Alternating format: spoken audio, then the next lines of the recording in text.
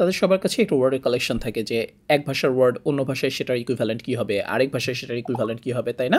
আমরা হয়তো খুঁজে খুঁজে সেগুলো একটা একটা করে বের করি। কিন্তু গুগল ট্রান্সলেটর এবং গুগল স্প্রেডশিটের সাহায্যে আমরা খুব সহজেই এটা অটোমেট করে ফেলতে পারি। অনেক আরামে গুগলকে দিয়েই এই কাজটা করাতে পারি। কিভাবে? সেটা নিয়ে আমাদের আজকের এই এপিসোড। ধরেন আমাদের একটা স্প্রেডশিট আছে, এখানে ইংলিশ, স্প্যানিশ এবং জার্মান নামে আমরা 3টা কলাম রেখেছি।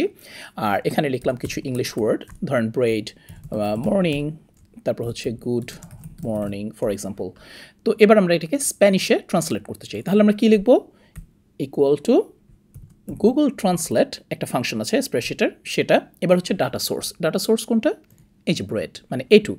এবার কোন ল্যাঙ্গুয়েজ থেকে আমরা ট্রান্সলেট করতে চাই? আমাদের সোর্স ল্যাঙ্গুয়েজ ইংলিশ, সেখান থেকে স্প্যানিশ ল্যাঙ্গুয়েজ কোড, এন্টার। দেখেন এখানে চলে এসছে। ওকে, এবার আমরা এখানে ড্র্যাগ করি, তাহলে আমরা বাকি দুটোও দেখতে পাবো। All right, great. সো আমরা এবার জার্মানে যদি এটাকে ট্রান্সলেট করতে চাই, কী করব? গুগল ট্রান্সলেট, আমাদের ডাটা সোর্স যে এই কলাম, এবার আমাদের সোর্স ল্যাঙ্গুয়েজ এবং ডেস্টিনেশন ল্যাঙ্গুয়েজ আমরা জার্মানে কনভার্ট করতে চাই। সো আমরা দিই ওকে, এবার ড্র্যাগ করি, ঠিক আছে। সো আমরা এখানে মনে করেন আরেকটা ইংরেজি ওয়ার্ড অ্যাড করলাম, ফাদার, মাদার, তারপর ব্রাদার, সিস্টার। এবার আমরা এদের স্প্যানিশ ইকুইভ্যালেন্টগুলো দেখতে চাই। তো কী করবো? আমরা আবার এখানে লাস্ট সেলটা যেটা ছিল সেটা ধরে এখানে ড্র্যাগ করব।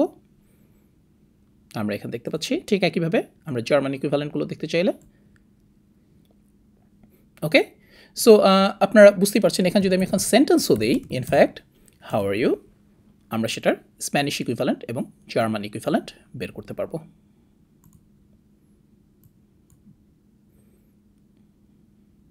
ওকে, খুবই চমৎকার টিপস না?